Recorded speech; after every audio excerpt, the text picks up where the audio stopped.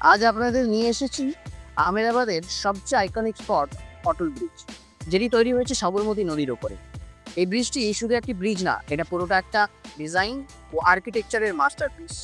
পুরোটা কেবল stayed structure, মানে still কেবল দিয়ে ঝুলে রয়েছে, দেখলেই মনে হবে যেন বাতাসে ভাসছে। আর এর বিশেষত্ব, ব্রিজের ডিজাইনে ব্যবহার হয়েছে গুজরাটের ঐতিহ্যবাহী বাঁধানি প্যাটার্ন, যা এটাকে তৈরি করেছে আরও কালারফুল আর ইউনিক। রাতে এই ব্রিজটা একদম বদলে যায়, শত রঙের এলইডি লাইটে পুরোটা হয়ে ওঠে গ্লোয়িং রেইনবো ওয়েভ।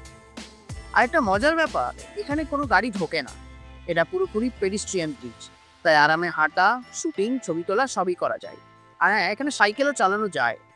এই ব্রিজটি ফ্লাওয়ার পার্ক আর ওয়েস্ট রিভার ফ্রন্টে কানেক্ট করে, তাই একসাথে দু জায়গায় ঘোরা যায়। আহমেদাবাদ এলে অটল ব্রিজ না দেখলে ট্যুরটাই অসম্পূর্ণ। দিনে সুন্দর, রাতে ম্যাজিক্যাল।